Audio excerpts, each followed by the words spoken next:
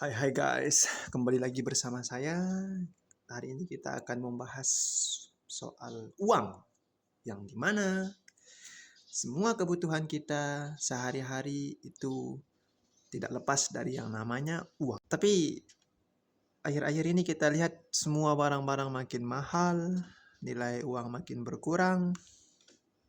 Yang dulunya kita dapat beras 1 kilo 10.000, sekarang 13.000. Semua barang naik, mengalami inflasi. Dan dari situ saya bertanya, sebenarnya uang itu apa? Kenapa bisa sampai nilainya itu menurun? Apa penyebab nilainya menurun? Kenapa kita tidak tetap saja menggunakan transaksi menggunakan emas seperti orang-orang terdahulu? Oke, sebelum itu jadi kita harus paham dulu definisi pengertian uang itu apa. Jadi uang adalah tolak ukur atau value atau nilai yang dimana nilainya terus berkurang, terus tergerus oleh inflasi.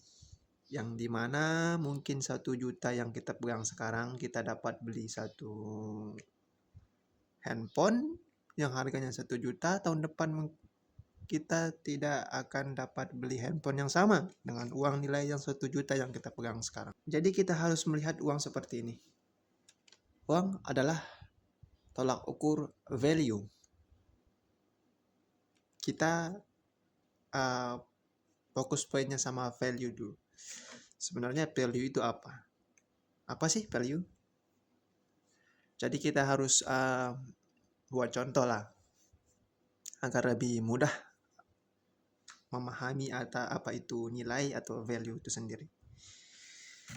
Bayangkan kita kembali hidup di zaman dahulu, di mana manusia masih berpindah-pindah tempat, masih nomaden lah. Bahasa gaulnya nomaden, berpindah-pindah tempat. Suatu hari saya ingin makan ikan. Lalu saya pergi ke sungai untuk menangkap ikan.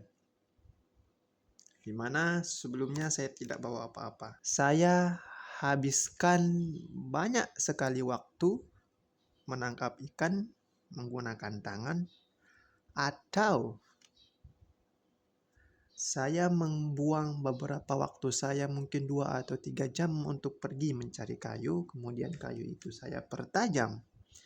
Kemudian kayu itu saya buat jadi tombak supaya saya dapat ikan lebih cepat, dapat lebih banyak, dan lebih efisien.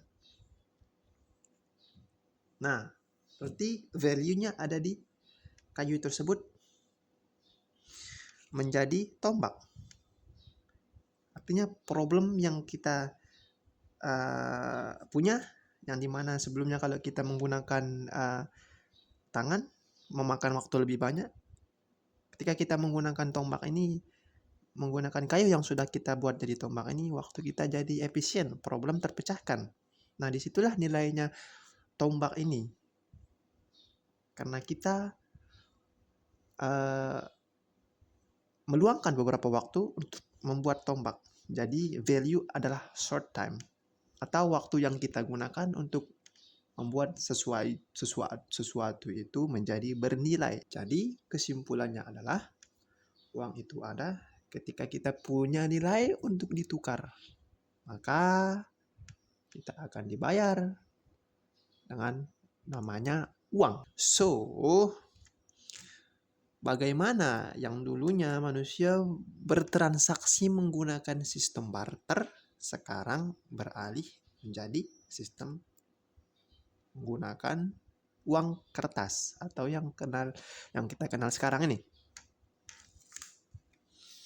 Oke, mari kita bahas soal barter. Apa sih itu barter? Barter adalah di mana orang-orang bertransaksi menggunakan barang ditukar dengan barang, yang dimana itu sesuai kesepakatan kedua belah pihak. Misalkan contoh, ada tukang apel. Tukang apel ini ingin makan ikan, sedangkan dia tidak punya alat. Dan saya punya alatnya. Saya punya tombak yang tadi, maka tukang apel ini menawarkan saya beberapa apel untuk ditukarkan dengan tombak yang saya punya. Tadi saya kesepakatan saya bahwa saya untuk mendapatkan suatu tombak ini saya minta 10 apel dan si pedagang apel menyepakatinya. Jadi terjadilah transaksi di sana. Terjadi pertukaran. Nah, itu yang dinamakan dengan barter. Kemudian dulu orang-orang bertransaksi menggunakan emas, kain, sutra, sama garam. Bagaimana bisa berubah dari barang-barang tersebut menjadi uang kertas? Kita contoh seperti ini. Saya punya emas, kemudian saya ingin minum kopi. Saya pergi ke tempat orang jual kopi, ke kedai lah, ke warung. Kemudian saya tukarkan emas saya dengan segelas kopi. Bukankah itu tidak masuk akal? Yang dimana satu keping emas ini terlalu berharga untuk segelas kopi yang saya akan dapatkan. Jadi solusinya apa? Dari situlah berdiri bank pertama. Dari situlah sistem bank didirikan. Yang dimana saya simpan uang, saya simpan emas saya. Kemudian bank mengeluarkan yang namanya catatan atau kertas yang berisi kesepakatan bahwa catatan itu bernilai 10 perak. Bahwa kita tahu kertas itu berisi 10 perak yang sudah disepakati oleh semua orang. Nah, saya simpan emas saya di bank, kemudian bank memberikan saya kertas. Yang dimana saya yakini bahwa kertas ini memiliki nilai 10 perak. Nah, saya tukarlah. Saya bawa uang kertas ini, saya pergi ke warung, saya tukarkan. Ini saya punya kertas yang bernilai 10 perak, saya tukarkan dengan kopi 1 gelas yang Mas buat. Nah, jadi baru masuk akal nih. Bahwa nilai 1 gelas kopi dengan 1 kertas yang berisi 10 perak itu make sense. Nah, saya dapatlah 1 kopi saya.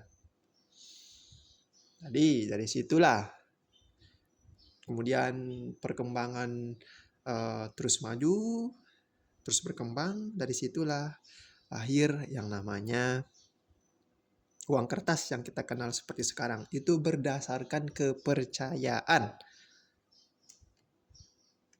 Jadi seperti itu. Itulah sejarah uang bagaimana uang diciptakan.